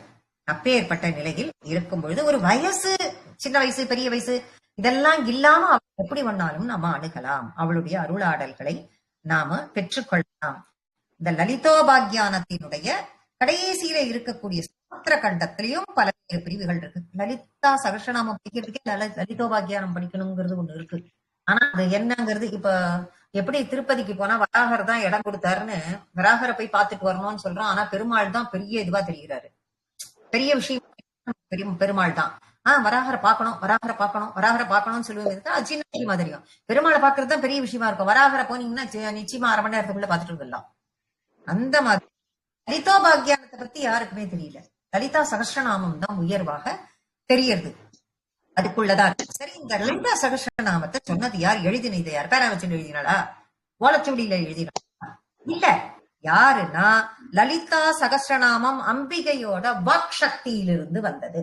வாக் சக்தியிலிருந்து எப்படி வந்தது அப்படின்னா, பகவத்கீதைய பகவானே வாயில சொன்னார். அவருடைய திருமுகத்திலிருந்து வந்தது. அதனால்தான் பகவத்கீதை, கீதம். அதனால கீதை, பகவத் பகவான், பகவத் பகவான், பகவானிடமிருந்து வந்ததால அது பகவத்கீதைன்னு அது பேர் வாங்கிடுது. இது ஆனா இவளுடைய வாக் சக்தி. வாக் சக்தினா யாருன்னா அந்த 8 பேர் இருக்கா பாருங்க. 8 பேர் இருக்கா. யாருன்னா இந்த வைகரி மத்தியமா பச்சியந்தின்னு அம்பிகைக்கு அந்த சொற்களுக்கு உரிய வாக் சக்தி இருக்கு. அந்த தேவதைகள் இருக்கா. அவளுடைய ஆணி வாக்கு தேவதைகள் யார் யாரு அப்படின்னு பார்த்தா இந்த 8 பேர் இருக்கா. அப்படின்னா இந்த 8 பேர் எங்க ஏன் இருக்கு? அத்தனை பேரும் தேவதைகள் தானே. எத்தனை பேர் தேவதைகள் இருக்கு. அதுல என்ன 8 பேர் எப்படி செலக்ட் பண்றாவ அப்படின்னு பார்த்தா, சரிகாமா பத நிசா அப்படிங்கிறது சப்தஸ்வரங்கள். 7 ஸ்வரம். இந்த 7 ஸ்வரத்திற்கும் ஒரு ஸ்வரத்திற்கும் ஒரு தேவதை. அப்ப அந்த 8வது தேவதை எங்கே இருந்தா? அந்த மேலிசா ஸ்வரத்துல சேர்த்திக்கு கிடையாது. உச்சஸ்தாயி இது சேர்த்திக்கு கிடையாது. சப்தஸ்வரங்கள் தான். அப்ப இந்த 8வது சா எப்படி வருது அப்படின்னா, நீ இத பாடுற பாட்டெல்லாம் பாடும்பொழுது உனக்கு சிரவணம் இருந்தா தானே இந்த பாட்டு நீ பாடினா உதடுதான் அசையும். காது கேட்கலன்னா என்ன பண்ணுவேன்? எதுவும் தெரியாது. யாரும் உதட்ட அசைக்கிறா அப்படின்னு போயிட்டே இருப்போம் இல்லையா? கேட்கும் சக்தி, அந்த ஸ்வரத்தை ஒரு மனிதனுக்கு கேட்கும் திறன்னு ஒண்ணு பகவானால படைச்சிருக்கோம். அதுக்கெல்லாம் மேலான ஒரு சக்தி. அதுக்கு மேல அது 8வது அப்படின்னு சொல்லி 8 பேர். இந்த லலிதா சகஸ்ரநாமம் ஒரு தனிப்பட்ட நபர் எழுதினது இல்லை. தெய்வமே அனுகிரகித்தது. அவளுடைய வாக்தேவதைகள், வாக் சக்தியிலிருந்து வாக்தேவதைகளுக்கு அவள் ஆர்டர் பண்ண ரகசியமாக. அது ரகசிய நாம சாகஸ்ரம் அப்படின்னு தான் அதுக்கு பேர். ரகசியம் அப்படின்னா உள்ளுக்குள்ள புதைஞ்சிருக்கு. உள்ளுக்குள்ள புதைஞ்சிருக்கு. அள்ள அள்ள எடுக்க முடியாத புதையல். மறைச்சு வச்சுட்டு என்னமோ மறைஞ்சிருக்கு தெரியாதுன்னு அர்த்தம் கிடையாது. அள்ள அள்ள அள்ள அள்ள எடுக்க முடியாத புதையல். ஏன் அள்ள அள்ள எடுக்க முடியாத புதையல்னு சொல்றோம்னா, ஒரு நாமாவை எடுத்துட்டோம்னா அந்த நாமாவுக்கு ஒரே ஒரு அர்த்தம் தான் இருக்குன்னு சொல்லவே முடியாது. பாஸ்கர ராயர் எல்லாம் எழுதி வச்சிருக்காரு. எல்லாரும் அவாவா எழுதி வச்சிருக்கா. திருப்பி திருப்பி புதுசு புதுசா அர்த்தங்கள் வந்துட்டே இருக்கும். அதுல இருந்து அவள்லாம் எழுதி வச்சிருந்து நான் எடுக்க போறேன்னா எள்ளின் முனையளவு கூட என்னால எடுக்க முடியாது. அவளே என்ன சொல்றா, நான் எள்ளின் முனையளவு இல்லைன்னு. அப்ப அதுல இருந்தெல்லாம் நமக்கு கிடைக்கிறது இந்த அளவுக்கு கொஞ்சம் கொடுக்க போறோம். நமக்கு கிடைக்க போறது, நம்ம கத்துக்க போறோம்னா முதல்ல அதுக்கு நமக்கு அம்பாளோட அனுகிரகம் இல்லைன்னா இப்படி உட்கார்ந்து என்னாலையும் பேச முடியாது, உங்களாலையும் கேட்க முடியாது. அந்த கேட்கறதுக்கே அவளோட அனுகிரகம் வேணும். அந்த எள்ளோட முனையோட அளவுல தான் நாம இப்ப தெரிஞ்சுக்க போறோம். அந்த தெரிஞ்சுக்கிறதுக்கு அந்த அற்புதமான புதையல், அந்த புதையல் அள்ள அள்ள குறையாதது. அது அந்த லலிதா சகஸ்ரநாமம் வற்றாத ஜீவநதி மாதிரி புதுசு புதுசா படிக்கிற மாதிரி தான் நமக்கு இருக்கும். அந்த வாக்குலேருந்து வருது. அப்பேற்பட்ட வாக்கு தேவதைகள் அவாக்கிட்டே இருந்து நமக்கு கிடைக்கிற இத இப்போ பகவான் நமக்கு எப்படி இவருக்கு கிடைக்கிறது அப்படிங்கறத பார்த்தா எல்லாத்தையும் சொல்லிடுறாரு. இந்த லலிதோபாத்தியானத்திலிருந்து எல்லாம் சொல்லியாச்சு. பூர்வ பாகம் பூரா முடிச்சதுக்கு அப்புறமும் பார்த்தாரு இந்த அகஸ்தியரு. இவர் சொன்னது பூரா கேட்டுட்டு இருக்காரு. இவருக்கு நடுவுல வர டவுட் எல்லாம் கிளியர் பண்ணிக்கிறாரு. எல்லாம் நடக்கிறது. எல்லாம் பண்ணி முடிச்சதுக்கு அப்புறம் என்ன சொல்றாரு, இவரு இத்தனை நாடி எல்லாத்தையும் சொல்றாரு. அகஸ்தியர் யோசிக்கிறார். அற்புதமான சரித்திரத்தை எல்லாம் சொல்லி முடிச்சுட்டு கேட்கிறாரு. இப்ப அகஸ்தியர் உடனே ஹயக்ரீவர் சொல்லி முடிச்சாச்சு. அவர் அப்படியே காம் ஆயிட்டார். ஹயக்ரீவர் காமான உடனே இப்ப அகஸ்தியர் ஒரு கொஸ்டின் வருது. ஹயக்ரீவரே, லலிதா தேவியோட அற்புதமான சரித்திரத்தை எல்லாம் சொன்னேள். ரொம்ப நல்லா இருந்தது, கேட்டேன். வண்டாசுரவத்தை சொன்னேள், ஸ்ரீபுர பெருமையை சொன்னேள், பஞ்சதசாட்சரி மந்திர மகிமையை சொன்னேள், ஞாசங்களை எல்லாம் சொன்னீங்க, ஸ்ரீ சக்கரம், ஸ்ரீ வித்யை, ஸ்ரீ சக்தி, ஸ்ரீ குரு, இதனுடைய தத்துவங்கள் எல்லாத்தையும் சொன்னேள். சரி, மந்திரியிலேயே தேவதை சகஸ்ரநாமத்தை சொன்னேள். தயாநிதியே, கருணை கடலே, ஏன் இந்த சகஸ்ரநாமத்தை மட்டும் சொல்றதுக்கு விட்டுட்டீங்களோ அப்படின்னு கேக்குறாரு. எல்லாத்தையும் சொன்னேளே, ஏன் இந்த சகஸ்ரநாமம் சொல்றதுக்கு விட்டுட்டு இதெல்லாம் உனக்கு கேட்கறதுக்கு தகுதிடா. ஆனா இந்த சகஸ்ரநாமத்தை நீ உபதேசம் பெற்றுக்கிறதுக்கு உனக்கு தகுதி இல்லைன்னு சொல்றேளா? அதுக்கு எனக்கு தகுதி இல்லையா? அந்த அனுகிரகத்தை எனக்கு எனக்கு கிடைக்காதா அம்பாள் கிட்ட இருந்து? எதனால எனக்கு எனக்கு புரியல. அப்படியே எனக்கு தகுதி இல்லைன்னா கூட நான் தெரிஞ்சுக்க விரும்புறேன்.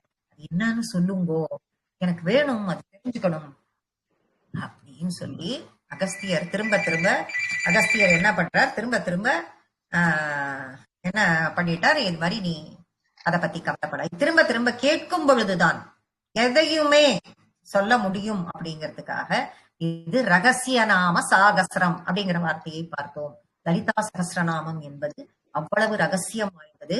அதை அவ்வளவு ஈஸியா டகான்னு கேட்ட நாளைக்கும் சொல்லி எல்லாம் கொடுத்துட முடியாது. நீயாக கேட்டு உனக்கு தாகம் எடுத்து எடுத்து எடுத்து நீ வறட்சி காரணம் அந்த பாடி நீ கேட்கிற பாத்தியா, எனக்கு வேணும் வேணும் வேணும் வேணும்னு கேட்கிற பாரு, அப்பதான் அதை சொல்ல முடியும். அப்படின்னு சொல்லும் போது கூட அவர் என்ன பண்றாரு, அப்படின்னு சொல்லும் பொழுது கூட அவர் என்ன பண்றாரு அப்படின்னா, எப்படி சொல்றாரு, கூப்பிடும் பொழுதே எப்படி கூப்பிடுறார், இவ்வளவு நாளைக்கு கூப்பிட்ட மாதிரி அகத்திய முனியே கும்பமுனியே கூப்பிடல, லோபமுத்திரையின் பதியேன்னு கூப்பிடுறார். அப்ப எங்க கிடைச்சது கிரெடிட், யாருக்கு கிடைச்சது, லோபமுத்ராக்கு கிடைச்சது.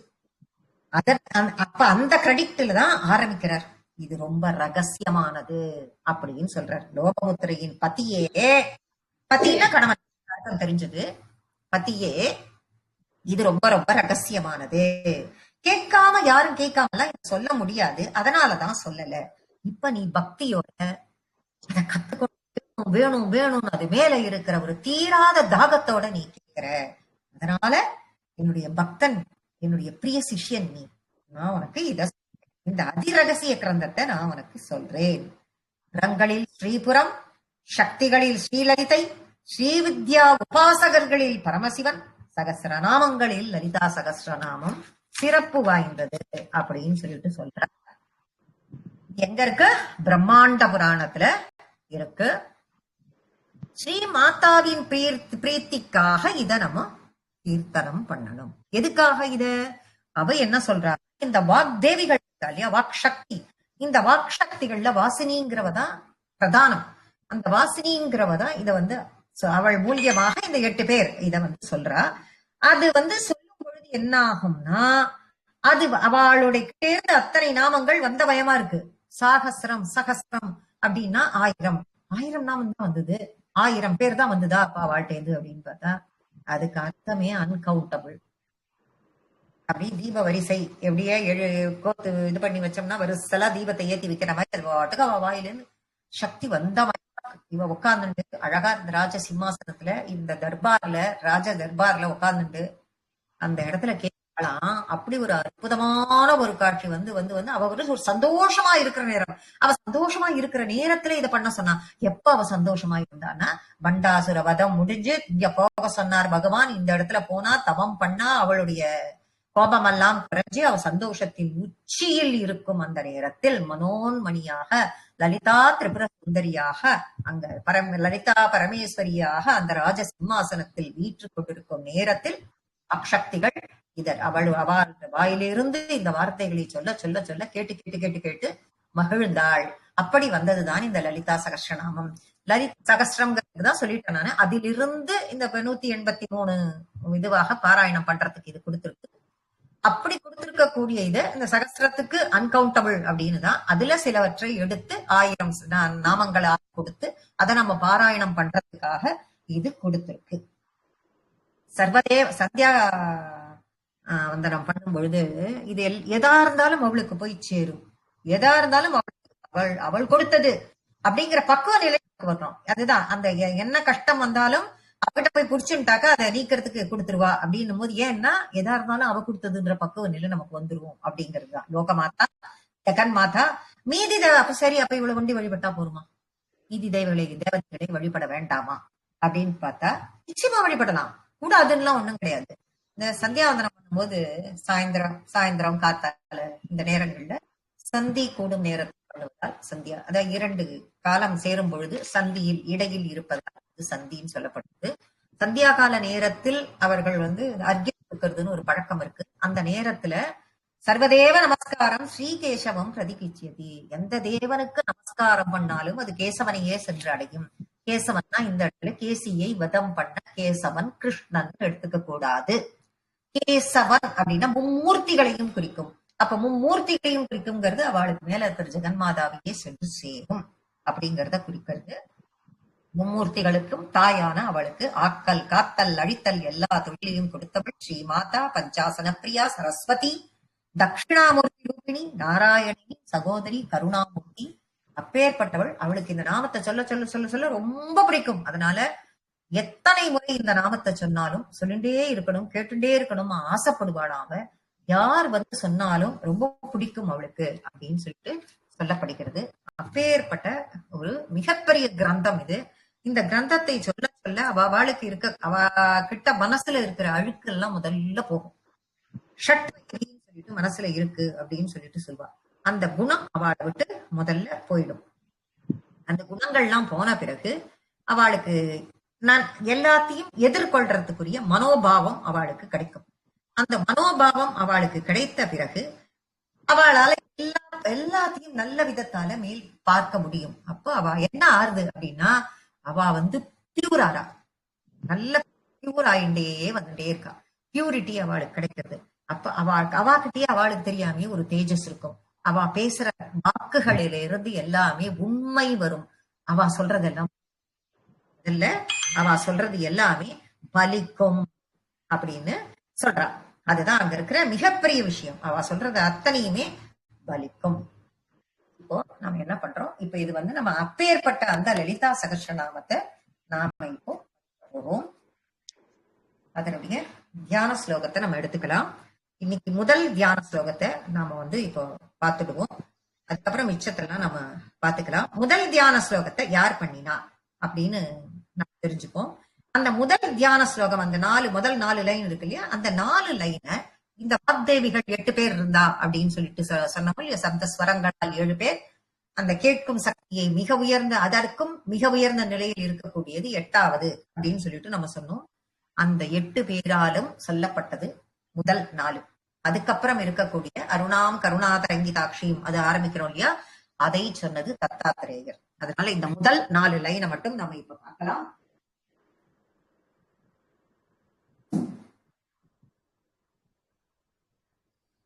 யாராவது ஒருத்தரத ரிப்பீட் பண்ணுங்க.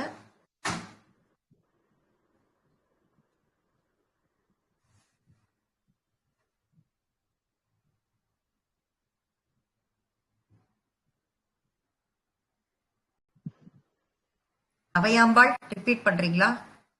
பண்றேன் மாமி. நமஸ்காரம் மாமி. நமஸ்காரம்.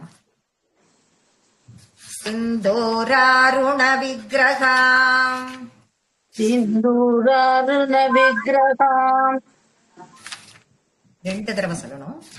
சிந்தூராருண விக்கிரகம் திரிநயனாம் திரிநயனாம் திரிநயனாம் மாணிக்யமௌளி ஸ்புரத் மாணிக்யமௌலி ஸ்புரத் மாணிக்யமௌலி ஸ்புரத் தாராநாயக சேகராம் தாராநாயக சேகராம் தாராநாயக சேகராம் ஸ்மிதமுகீம் ஸ்மிதமுகீம் ஸ்மிதமுகீம் ஆபீனவக்ஷோருகாம் ஆபீனவச்சோருகாம் ஆபீனவச்சோருகாம் ஆபி கிடையாது,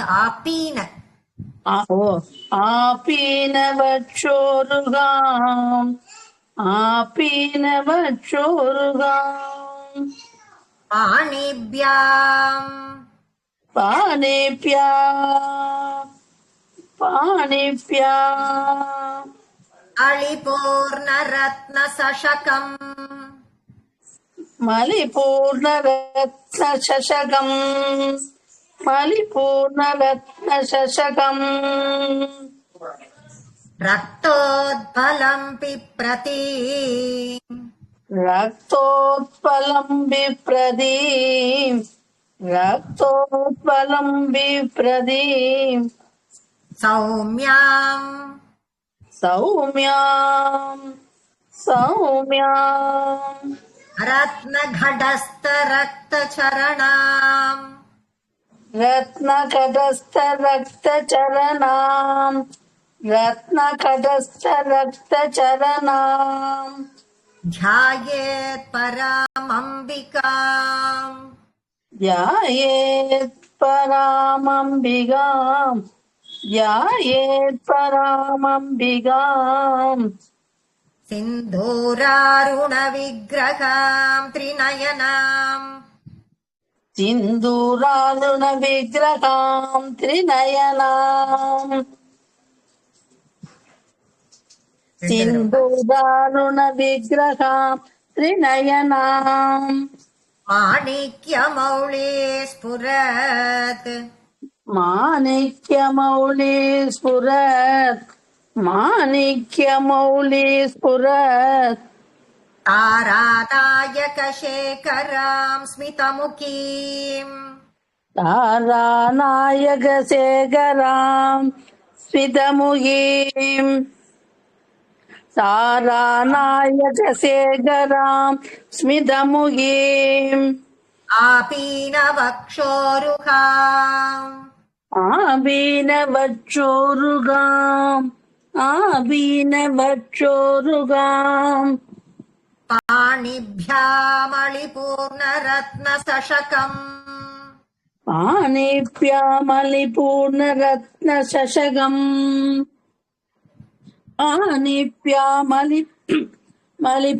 मलिपूर्णरत्नशशकम् रक्तोत्फलम् बिभ्रति रक्तोत्पलं बिभ्रतीम् रक्तोत्पलं बिभ्रतीम् सौम्याम् रत्नकडस्थरक्तचरणाम् सौम्यां रत्नकटस्थरक्तचरणाम् सौम्यां रत्नकटस्थरक्तचरणाम् ध्यायेत् परामम्बिकाम् ध्यायेत् परामम्बिकाम् ध्यायेत् परामम्बिकाम्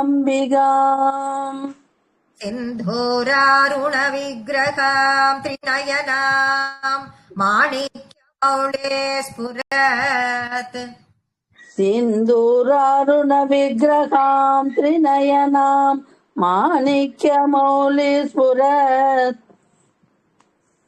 सिन्दूरारुणविग्रहाम् त्रिनयनाम् माणिक्यमौलि स्फुरत् तारानायकशेखराम् स्मितमुखीम् आपीनवक्षोरुहाम्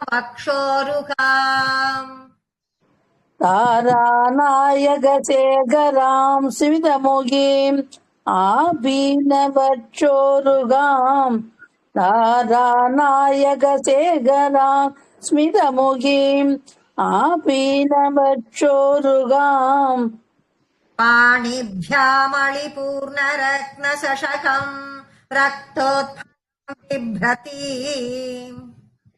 बालिप्यामलिपूर्णरत्नशशकम् रक्तोत्पलम् बिभ्रतीम् पाणिप्यामलिपूर्णरत्नशशकम् रक्तोत्पलम् बिभ्रतीम् सौम्याम् रत्नकडस्थरक्तचरणाम् ध्यायेत् परामम्बिकाम् सौम्यां रत्नकटस्थचरणाम् ध्यायेत् परामम्बिकाम् सौम्यां रत्नकटस्थरक्तचरणाम् ध्यायेत् परामम्बिकाम् ஃபுல்லா சொல்லுங்க. सिन्दूरारुणविग्रहाम् त्रिनयनाम् माणिक्यमौलि स्फुरत् तारानायकशेखराम् स्मितमुखीम् आपीनवक्षोरुगाम् पाणिभ्यामलिपूर्णरक्त शशकम् ரக்தோத்பலம் விப்ரதீம் சௌமியாம் ரத்னகடஸ்த சரணாம் ரக்த சரணம், தியாயேத ரத்ன கடஸ்த ரக்த ரத்- சரணம். ரத்னகடஸ்த ரக்த சரணாம் தியாயே பராமம்பிகாம். இந்த 4 லைனுக்கு என்ன அர்த்தம்னு பார்க்கலாம். சிந்தூராருண விக்கிரகம், சிந்தூர அருண விக்கிரகம் அப்படின்னு அதை பிரிக்கணும். சிந்தூரங்கிறது ஒரு கலர் தெரியும். அது என்ன கலர் அப்படின்னா எந்த ரெட்லயும் சேர்த்துக்க முடியாது. அது சாதாரணமா அம்பாள் கோவில் எல்லாம் போனா ஒரு கொடுப்பா, நல்ல டார்க் கலர் குங்குமம் கொடுப்பா. அது மீனாட்சி குங்குமம்னு தனியா இருக்கும், அது ஒரு தனியான கலர் குங்குமமா இருக்கும். இப்படி விதவிதமான கலர்ல இருக்கும். ரெட்லயே இதுவும் சேர்ந்த மாதிரி வெங்காய கலர்னு ஒண்ணு இருக்கும், அந்த கலர் இருக்கும். இந்த சிந்தூரம்ங்கிறது என்ன அப்படின்னு பார்த்தா ஆஞ்சநேயர் கோயில்ல சிந்தூரம் கொடுப்பா, அது ஒரு கலரா இருக்கும். சரி, வெறும் சிந்தூர அப்படின்னு கொடுத்துருக்கலாமே அப்படின்னா சிந்தூர அருண விக்கிரகம்.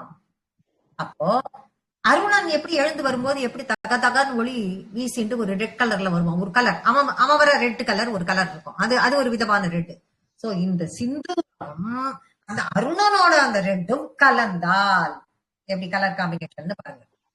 இந்த சிந்தூரமும் அந்த அருணனோட இந்த ரெட் கலரும் கலந்தால் சிந்தூராருண. அப்பதான் அது ரெண்டும் கலக்கிறது. கலக்கும் பொழுது ஒரு தனியா இன்னொரு கலர் கிடைக்குது. அந்த விக்கிரகம் அப்படி இருக்கிற ஒரு விக்கிரகம், ஒரு உருவம். எதுக்காக இந்த தியான ஸ்லோகம் அப்படின்னு ஃபர்ஸ்ட் ஒரு கொஸ்டின் கேட்கணும். இந்த தியான ஸ்லோகத்துக்காக இந்த விக்கிரகம் அப்படின்னு அது என்ன கலர்ல இருக்கும், அப்ப விக்கிரகம் இந்த கலர்ல இருக்கும் அப்படின்னு நம்ம மனசுக்கு வரும். நம்ம விஷுவலைஸ் பண்ண ஆரம்பிப்போம். எதுக்காக அப்படின்னா இந்த சகஸ்ரநாமத்தை ஆரம்பிக்கிறதுக்கு முன்னாடி இந்த தியான ஸ்லோகத்தை சொல்லிட்டு தான் ஆரம்பிக்க போறோம். எப்படி ஆரம்பிக்க போறோம்? நம்ம சங்கல்பம் எடுத்துக்கிறோம். நாம இன்னைக்கு இந்த லலிதா சகஸ்ரநாம கிளாஸ ஆரம்பிச்சிருக்கோம். ஆரம்பிச்சதுல இருந்து இது முடியற வரைக்கும் எல்லாரும் நல்ல விதமா எந்த இதுவும் இல்லாம எல்லாத்தையும் கடந்து போகிறதுக்குரிய அந்த சக்தி எல்லாத்தோடையும் சேர்ந்து அந்த பலன்களை முழுமையா அனுபவிச்சு இதை நாங்க பூர்த்தி பண்ணி கொண்டு வரணும் அப்படிங்கிற சங்கல்பத்தோட இதை உட்கார்ந்துக்கிறோம். அப்படி உட்கார்ந்துக்கும் போது இது முடிந்த பிறகு எங்களோட லைஃப் ஸ்டைல்ல எல்லாம் நாங்க தினமா சொல்ல சொல்ல சொல்ல சொல்ல எல்லாத்தையுமே எளிமையா கடந்து போறதுக்குரிய அந்த வழியை நீ எனக்கு கொடுக்கணுங்கிற பிரார்த்தனை அவகிட்ட வைக்கும் பொழுது அவளை தியானம் பண்றோம். எப்படி தியானம் பண்றோம்? இந்த மாதிரி பண்றோம். இந்த மாதிரி பண்ணும்பொழுது என்ன அர்த்தம்ங்கிறத நம்ம விளங்கிட்டோம்னா இந்த அர்த்தத்தில் அவளை கற்பனை பண்ணி உருவகப்படுத்திப்போம். பரபிரம்மம் அப்படின்னும் போது உருவம் இல்லாத ஒண்ணு நினைச்சுப்போம் அப்படின்னா எங்க அரை செகண்ட் கூட உங்களால நினைக்க முடியாது. உருவம் இல்லாத ஒண்ணு தேடி ஈடி வரதுக்குள்ள அது எங்கேயோ போயிடும் மனசு. அட்லீஸ்ட் உருவம்னு ஒண்ணு வச்சுட்டோம்னா அந்த உருவத்துல கொஞ்ச நாளையாவது யோசிச்சு அந்த உருவத்தை கொண்டு வந்து வைக்கிறதுக்காகவாது அந்த மைண்ட் அதுல போய் உட்காரும். அப்புறம் வச்சுட்டு அப்புறம் அது அலங்காரம் பண்ணி எல்லாத்தையும் பண்ணி பண்ணி பார்க்க அதுல கொஞ்ச நாள் மனசு நிலைக்கும். அதுக்குதான் இந்த உருவமுள்ள கடவுள்னு நாம வச்சுக்கிறது காரணமே இதுதான். சோ அந்த உருவத்தை இப்ப நம்ம மனசுல கொண்டு வரணும். அந்த கொண்டு அதை தியானம் பண்ணணும். அதற்கு பிறகு சகஸ்ரநாமத்தை சொல்லணும். அதுதான் தியானம். இந்த தியானத்தை சிந்தூர அருண விக்கிரகம், சிந்தூரம் கலரும், அதாவது இந்த ஆஞ்சநேயர் கோயில்ல கொடுக்கக்கூடிய அந்த சிந்தூரமும் அருணன் எழுந்து வரக்கூடிய அந்த சிந்தூரமும் கலந்த கலவை. அப்படி இருக்கக்கூடிய கலரில் உள்ள விக்கிரகம் யாரே? அம்பாள். அருண விக்கிரகம் திரிநயனம். திரிநயனம்னா 3 கண்களை, எல்லாருக்கும் தெரிஞ்சது 3 கண்களை உடையவள். இவளுக்கு என்ன சிவனுக்கு தான் 3 கண், இவளுக்கு ஆமா இவளுக்கும் 3 கண்களை உடையவள். அப்புறம் மாணிக்க மௌலி ஸ்புரத் அப்படின்னா என்ன? மாணிக்கம் அப்படின்னா மாணிக்கம் போன்ற கிரீடம், மாணிக்க கிரீடம். அப்ப எப்படி இருக்கு அது? மௌலி ஸ்புரத் அப்படின்னா எப்படி இருக்கு? சந்திரனை போல ஒளி வீசிக்கொண்டு, சந்திரனா போல ஒளி வீசுமோ அந்த ஒளியோடு சேர்ந்து இந்த மாணிக்க கல்ல கிரீடத்தை வச்சுட்டோம், அது எப்படி கிளிட்டர் ஆகுது அப்படி கற்பனை பண்ணணும் நீங்க. அந்த மாதிரி உடம்பு இந்த கலர்ல, 3 கண்ணு, அதுக்கு மேல கிரீடம் மாணிக்க கிரீடம், அதுல சந்திரன் எப்படி இருக்கு? அடுத்த லைன்ல கொடுக்கிற தாராநாயக சேகராம் அப்படின்னா சித்த முகம். அப்படி அதுல என்னது? அந்த சந்திரன் அந்த கிரீடத்துல அந்த தாராநாயக அந்த கிரீடத்துல அது வச்சிருக்கு. எப்படி இருக்கு? சந்திரன் அந்த கிரீடத்துல இருக்கு. சோ இதெல்லாம் அதுல கிளிட்டர் ஒளி வீசின்னு இருக்கு. ஸ்மிதமுகீம்னா சிரித்த முகம், சிரித்து கொண்டிருக்கிற முகம். ஆபீன பக்ஷோருகா, பக்ஷஸ்தலம், அவளுடைய பக்ஷஸ்தலம்னா எல்லாருக்கும் தெரியும், மார்பு பகுதி. மார்பு பகுதி அவ உட்கார்ந்து இருக்க அந்த கம்பீரத்துக்கு ஏத்த மாதிரி நிமிர்ந்த நிலை, அந்த ஷோல்டர் ஷோல்டரை எல்லாம் அப்படி நிமிர்ந்து அப்படி கம்பீரமா உட்காருவதற்கு ஏற்றாற் போல் இருக்கிறது.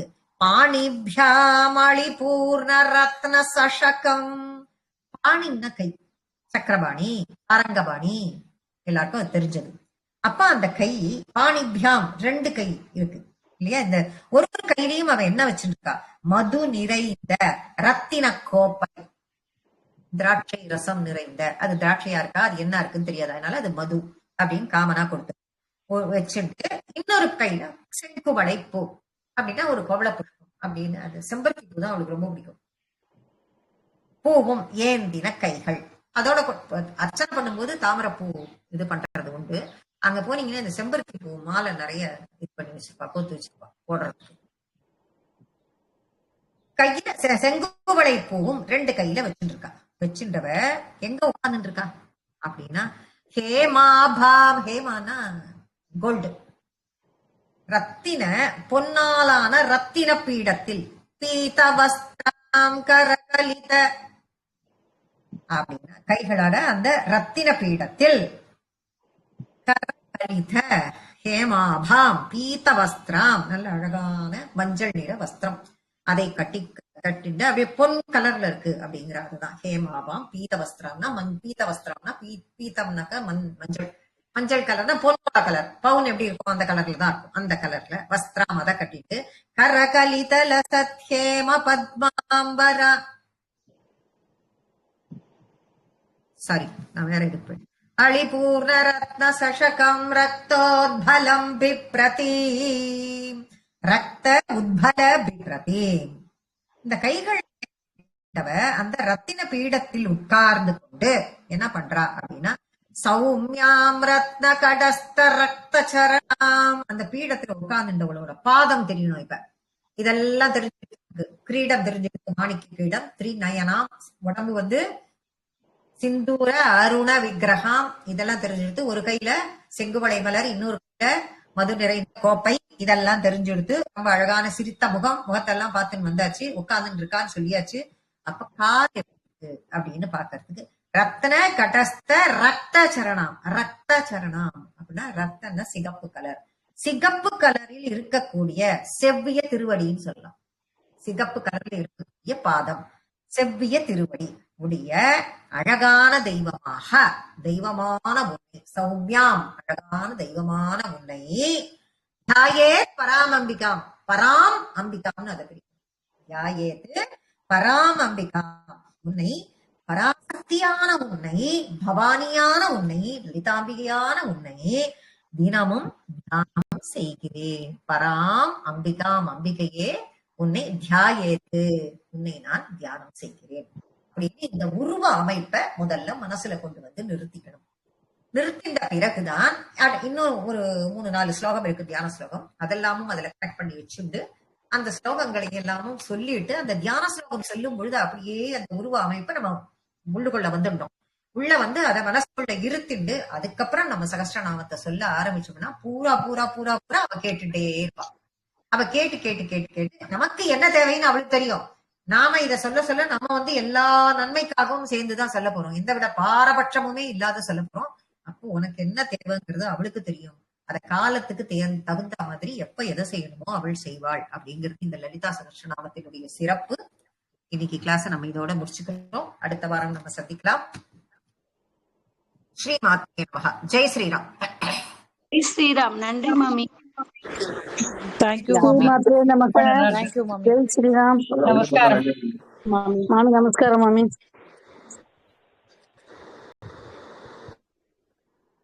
ஜெய் ஸ்ரீராம். நன்றி மாமி.